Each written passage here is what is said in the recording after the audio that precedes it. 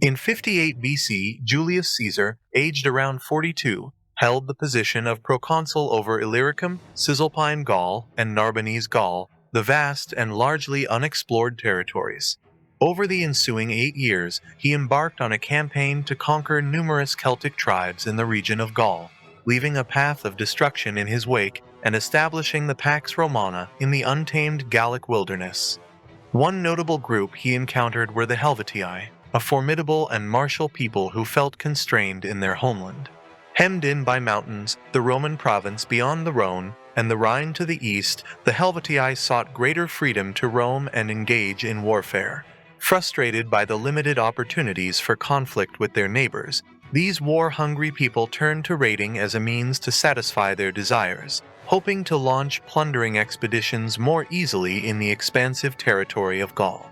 On March 28, 58 BC, the Helvetii gathered near the banks of the river Rhone close to Lake Geneva, totaling around 368,000 individuals, with a quarter of them being men fit for combat, and the rest comprising women, children, and the elderly. Their intention was to leave their homes in present-day Switzerland, cross the Roman province of Transalpine Gaul, and settle on the western coast of Gaul in search of more extensive and fertile lands. News of this migration had reached Julius Caesar earlier in the month, prompting him to swiftly leave Rome and head to his province. Despite previously observing political developments in Rome, the imminent threat to the northern frontier of his province compelled him to take action. Caesar, aware that public opinion would not favor a proconsul who neglected a crisis in his assigned region, hurried north to address the situation. Given the risks he had taken to secure his position as proconsul, failure was not an option. Displaying remarkable speed, covering an average of 90 miles per day, he reached the Rhone in just 8 days. In this crisis, Caesar saw an opportunity to assert his leadership and protect the integrity of his province. During the spring of 58 BC, it appears that Julius Caesar was caught off guard by the Helvetii's actions. It is possible that he was surprised either by the timing or the magnitude of their migration. Despite having command over 4 legions, only one of them was stationed in Transalpine Gaul. The other 3 were situated near Aquileia on the border of Cisalpine Gaul, closer to Illyricum. Whether Caesar himself deployed the troops in this manner is unclear, but even if it wasn't his decision, he took no steps to change their placement. Even as he hurried towards the Rhone, there is no evidence that Caesar issued new orders to the 3 legions near Aquileia. It could be that only upon reaching the vicinity of Geneva did he fully comprehend the extent of the challenge posed by the Helvetii migration. The Helvetii and their allied clans, embarking on their migration, loaded their belongings onto wagons and set out with determined resolve. In their wake, they deliberately left the scorched remains of their towns and villages, a strategic move to dissuade any hesitancy among the group in the face of potential challenges on their journey. While Julius Caesar's assertion that every settlement was set ablaze and that not a single tribesman stayed behind may be an exaggeration, the upheaval caused by their departure was undoubtedly substantial. Julius Caesar likely did not possess an exact count of the migrants waiting to cross into his province, but it was evident that they significantly outnumbered the lone legion under his command. One of his initial orders was for the legionaries to dismantle the bridge at Geneva, hindering the Helvetii's passage. Additionally, he raised as many troops as possible from the province, securing contingents of cavalry from the local tribes. Upon his arrival, a delegation of Helvetian leaders sought permission for their people to pass through the Roman province, assuring Caesar that they would refrain from plundering. However, Caesar was reluctant to grant this request. Initially, Caesar lacked the immediate means to address the situation. Instead, he opted to buy time. He suggested they return on the Ides of April, around 1 or 2 weeks later, to receive his decision. In the interim, Caesar directed his legion to construct a defensive line along the Roman side of the Rhone, stretching from Lake Geneva to the edge of the Jura Mountains. This marked the commencement of numerous engineering accomplishments by his army and was executed swiftly. Over a distance of 19 Roman miles, they erected a formidable earthen rampart, standing approximately 16 feet tall. To reinforce strategic points where the river could be crossed, Forts were established and manned by detachments from the legion and other troops mobilized by Caesar. When the Helvetii returned seeking Caesar's decision, he straightforwardly conveyed that, based on the customary practices of the Roman people, he could not allow anyone to traverse the province, and he would oppose any attempt to forcefully proceed. The newly erected fortifications served as a tangible demonstration of his resolve. However, given the enormous size of the Helvetian group, a sudden change in direction and purpose proved challenging. Small groups began crossing the Rhone, utilizing fords or makeshift rafts to transport themselves, along with their animals and vehicles. These actions may have been intentional probes by chieftains testing Caesar's defenses, or they could have reflected the decentralized authority and individual autonomy prevalent in many Gaulish tribes. Importantly, these were not full-fledged assaults on the fortified line. While most crossings occurred under the cover of darkness, a few dared to attempt it in daylight. However, none were successful, as Caesar's forces could concentrate and confront each group, often overwhelming them with projectiles as they struggled to cross. Eventually, the Helvetii conceded defeat. Yet, during this time, some of their leaders opted for an alternative route, choosing the more challenging path through the Jura Mountains into the territory of the Sequani. At this juncture, Caesar likely made the definitive decision to launch a comprehensive campaign against the Helvetii in Gaul. Subsequently, he prepared to lead all 5 legions back to Transalpine Gaul. Opting for the fastest route, the Roman forces traversed the Alps within a week, facing off against ambushes orchestrated by the fiercely independent tribes inhabiting the region. These tribes, resentful of the Roman intrusion, saw an opportunity for plunder. While the journey served as a rigorous initiation for inexperienced recruits, it appears to have been executed with minimal losses. Once beyond the mountains, Caesar entered the territory of the Allobroges and reunited with the troops he had stationed in the province. Now commanding 6 legions, totaling approximately 25,000 to 30,000 men, and backed by a force of allied cavalry that would soon reach around 4,000 individuals, along with some light infantry, Caesar was well positioned for the impending campaign.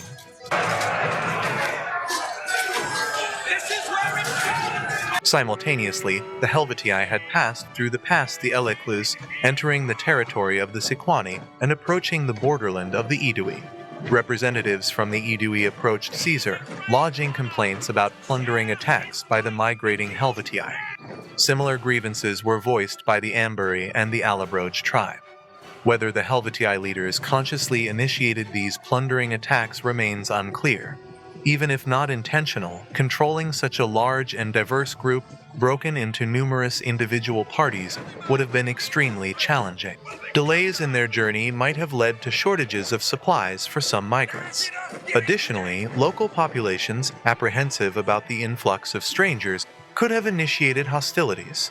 The resulting violence, while unsurprising, provided the Romans with a classic justification for aggressive warfare: the need to defend or seek revenge for attacks on allies. From a practical standpoint, this rationale made sense for the Romans. Caesar managed to catch up with the Helvetii near the Saone River. Over the past 20 days, the tribespeople had been ferrying themselves across the river using rafts and small boats lashed together, and 3/4 of them had already crossed to the far bank. This further emphasizes that the Helvetii should not be envisioned as moving in a single organized column, but as numerous separate groups scattered across the landscape, converging only when the path narrowed. On the same side of the river as the Romans were the Tigurini, the clan responsible for the Romans' humiliating defeat in 107 BC at the Battle of Bibracte. This battle held personal significance for Caesar, as the grandfather of his father-in-law Calpurnius Piso had died in it. Upon receiving this intelligence from his scouts, Caesar opted for a surprise attack, leading his army out before dawn. The outcome was not a conventional battle, but rather a massacre, as the Romans descended upon the dispersed and unsuspecting groups of tribespeople and their families. Many were killed, and the rest scattered, leaving behind wagons and possessions. Caesar's account of the battle lacks specific casualty figures, suggesting that a substantial number of Tigurini may have escaped. Following this, the Romans constructed a bridge over the Saone and crossed it in a single day. As the Roman army approached the remaining Helvetii, the tribal leaders dispatched another delegation to the proconsul. The tribe expressed a willingness to settle on any land that Caesar proposed and vowed to maintain peaceful relations with Rome. However, they also conveyed that they were undeterred by the surprise attack on the Tigurini. The Helvetii warned the Romans not to underestimate their military prowess, referencing the battle from half a century earlier. They asserted that they had inherited a tradition of winning battles through courage, rejecting tactics of guile or stealth. With neither side willing to yield to the other's demands, the Helvetii migration persisted. As the Helvetii convoys continued their journey, Caesar pursued them, deploying his 4,000-strong cavalry in advance. Notably, this cavalry included a substantial force of Aedui, led by Dumnorix. However, due to a careless advance, the allied cavalry fell victim to an ambush, and were defeated by a smaller Helvetian cavalry force. The retreat began with Dumnorix and the Aedui. Encouraged by this initial success, the Helvetian rearguard slowed its pace and became more open to engaging in frequent skirmishes. Caesar, cautious about risking too many conflicts, maintained close observation of the enemy but prevented any detachments from breaking away and plundering the surroundings. His army shadowed the Helvetii, ensuring that his advance guard was never more than 5 or 6 miles from their rear guard. At this point, Caesar found himself some distance outside his province and became increasingly concerned about the supply situation. Reliant on the rivers for his own supply train, he depended on the Aedui to provide corn, yet none reached the army. Eventually, Caesar confronted the Aedui leaders and resolved the supply problem. Although the obstacle to the grain supply had been addressed, it wasn't an immediate resolution to Caesar's challenges, as it would still take time for the Aedui to transport the grain to his army. Caesar urgently needed a swift conclusion to the campaign, and on the same day as the meetings about the supply issue, he believed an opportunity had presented itself. Scout patrols returned with information that the Helvetii had set up camp approximately 8 Roman miles away, next to elevated terrain. Caesar dispatched another patrol to conduct a thorough reconnaissance of the position, focusing on assessing the ease of ascent on each side of the hill, particularly the side farthest from the enemy. The report indicated that the climb was manageable.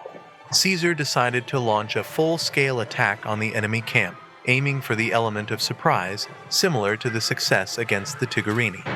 Labienus was entrusted with the command of 2 legions, presumably 2 of the more experienced ones, and would march out in the early morning hours to seize the hill.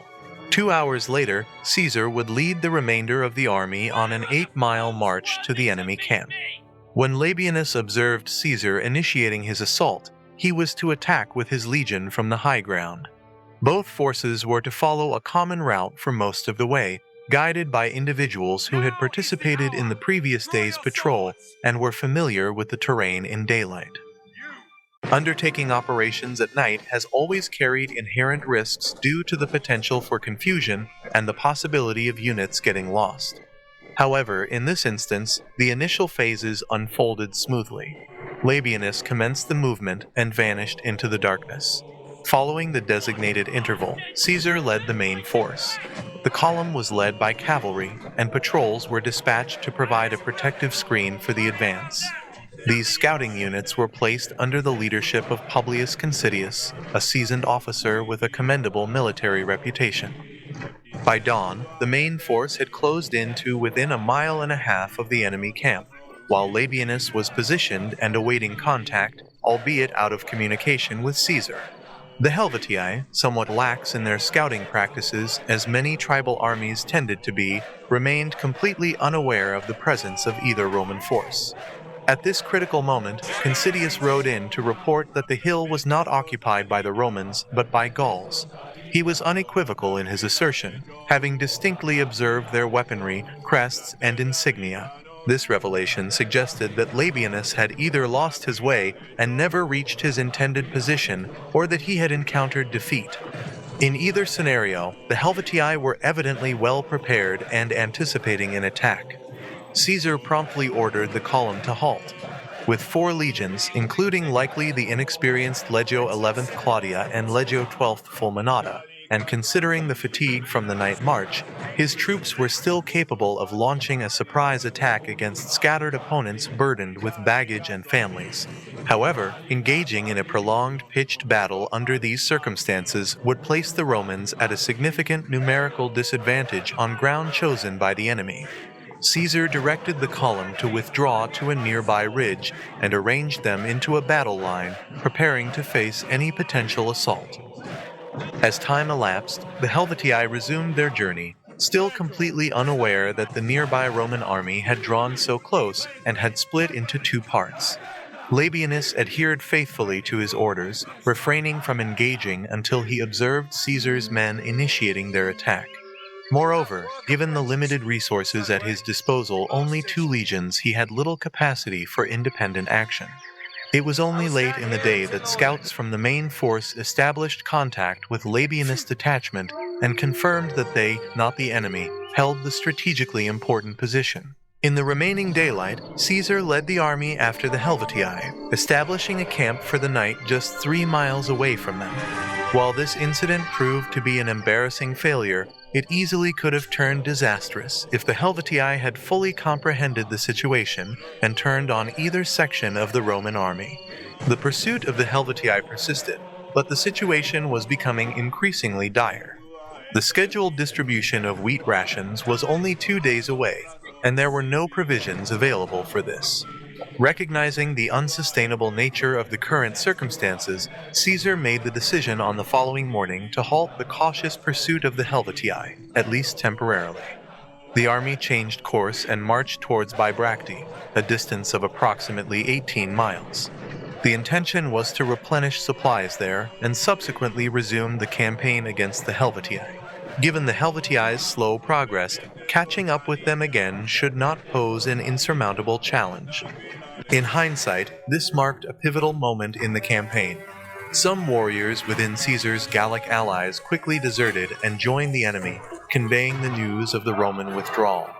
Interpreting this move as a sign of weakness, the Helvetii decided to pursue, possibly with the hope of cutting off Caesar from Bibracte and his supplies. As the Roman rearguard came under attack, Caesar reinforced it by deploying all of his cavalry to cover the deployment of his army. Occupying a nearby hill, he strategically positioned the experienced Legio 7th Claudia Pia Fidelis, Legio 8th Augusta, Legio 9th Hispana, and Legio 10th Equestris in the main line. If following his later practice, the Legio 10th Equestris likely held the esteemed position on the right of the line. Each legion was arranged in the standard formation, with 4 cohorts in the front line and 3 in each of the second and third lines. The legionaries set aside their packs, allowing them to fight unencumbered. Shields were uncovered, revealing the insignia of each unit, and crests were affixed to helmets. Positioned further up the slope behind the battle line, Caesar stationed the less experienced Legio 11th Claudia and Legio 12th Fulminata legions, along with his auxiliary infantry. Their primary task was to safeguard the packs and the baggage train. They initiated the construction of a small trench and rampart to surround them, although it is highly unlikely that there was enough time to create a fully developed marching camp, which was the customary practice for any Roman army at the conclusion of a day's march. It remained crucial for the soldiers in the battle line to have confidence that their possessions were secure, indicating Caesar's continued hesitancy to fully entrust these inexperienced soldiers with such responsibility. The deployment of the Roman army, likely taking several hours, was shielded by the cavalry. Simultaneously, the Helvetii also required a substantial amount of time to advance and organize themselves for battle. After weeks of travel, they had developed a certain degree of coordination out of necessity.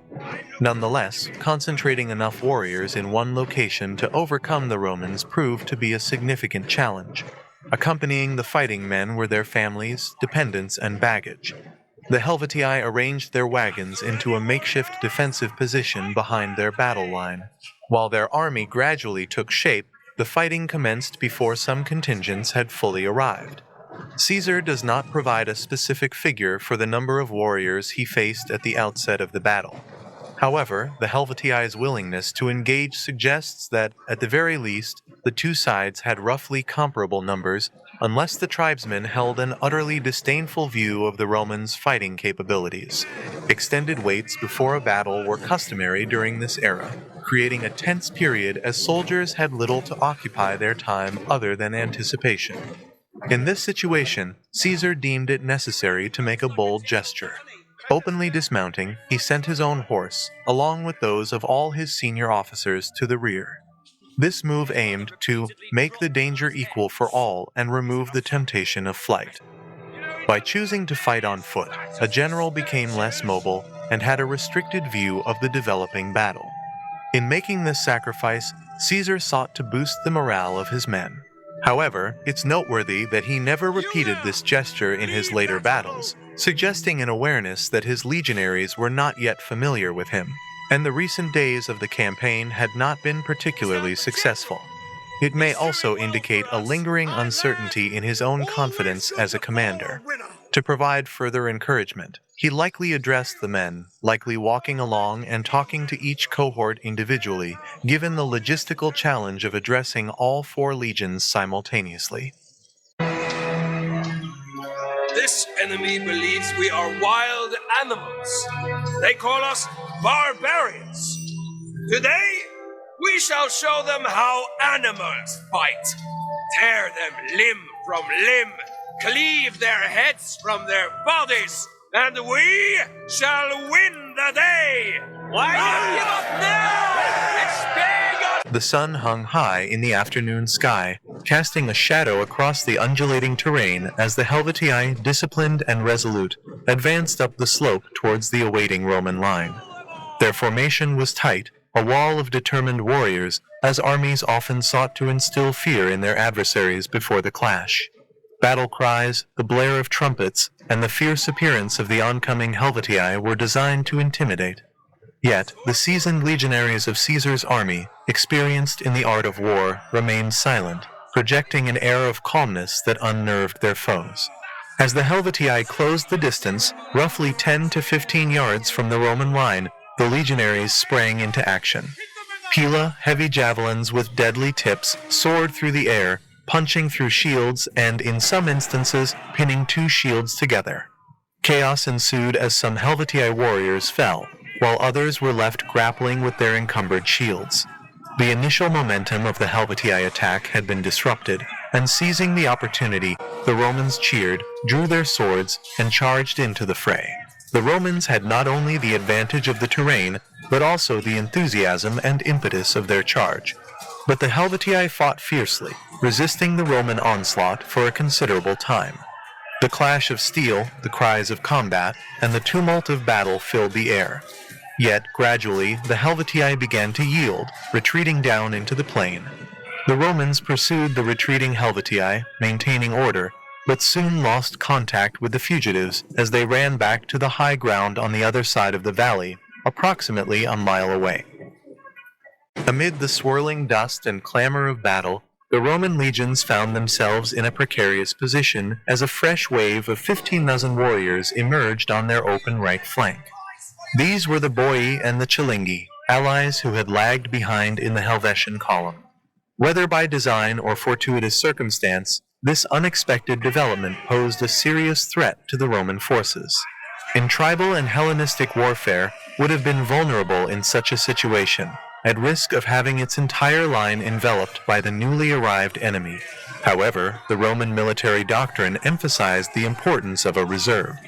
With this principle in mind, Caesar swiftly ordered the peeling away of the third line of cohorts to form a new defensive line, confronting the Boii and Chilingi threat on the right flank.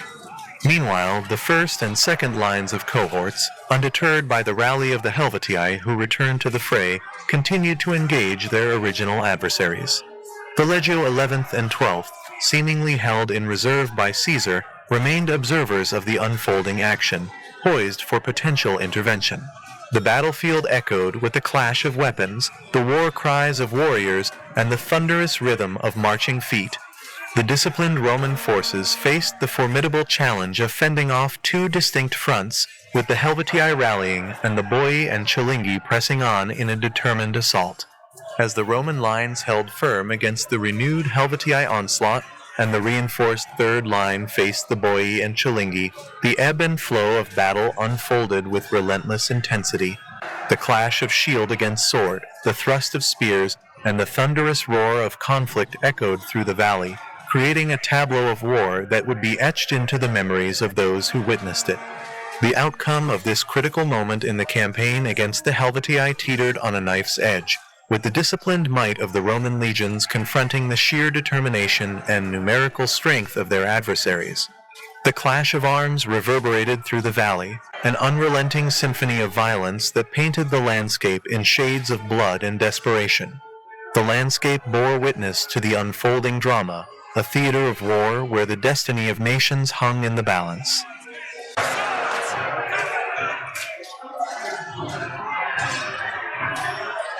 The Roman legions, disciplined and resolute, faced a relentless onslaught that continued well after nightfall.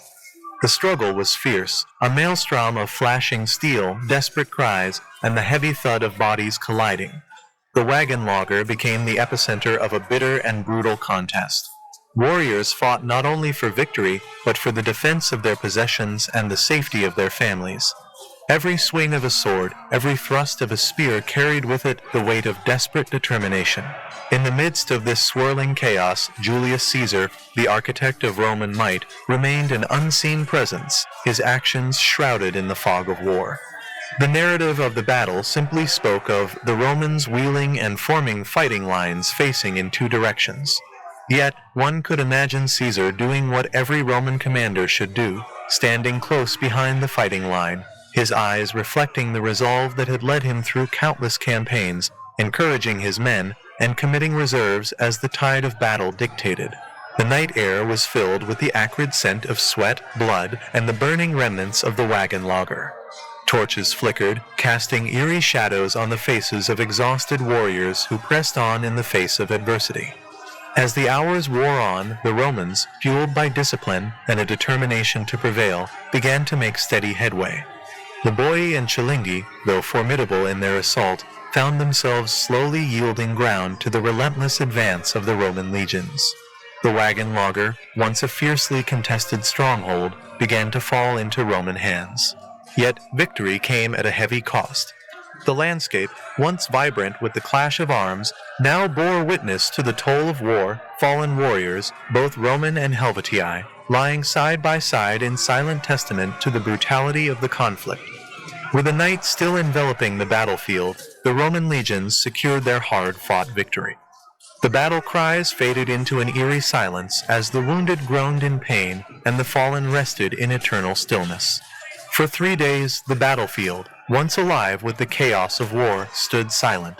Roman soldiers tended to their injured comrades, their faces etched with a mixture of exhaustion, grief, and the unyielding spirit that defined the legions.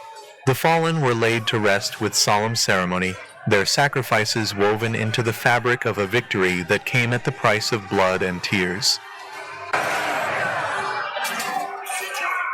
In the aftermath of the brutal battle, Caesar estimated that approximately 130,000 survivors from the Helvetii, battered and dispirited, fled northeast towards the territory of the Lingons. The chaos of the conflict likely made an accurate count difficult, but it was evident that a substantial number of migrants had managed to escape the immediate grip of Roman forces. Caesar, mindful of the need to address pressing logistical concerns and buoyed by the trust-building care he exhibited towards his wounded soldiers, refrained from an immediate pursuit. Instead, he dispatched messages to the chieftains of the Lingons, cautioning them against aiding the Helvetii under penalty of being treated as enemies.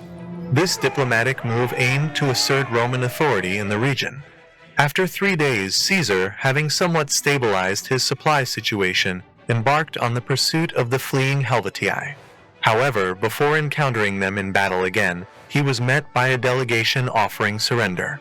Recognizing the significance of this gesture, Caesar instructed the delegates to convey his message to the tribesmen, urging them to halt and await his decision.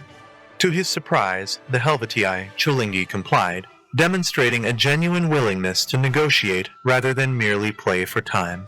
Caesar, displaying a mixture of strategic acumen and a growing understanding of the complexities of Gaul, issued an order for the Helvetii, Chulingi, and Latibrigi to return to their homelands.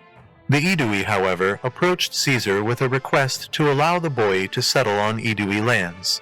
Caesar, displaying a measure of magnanimity, acquiesced to their plea. The Boii, formerly adversaries, were integrated into the Aedui fold, marking a pragmatic resolution to their fate.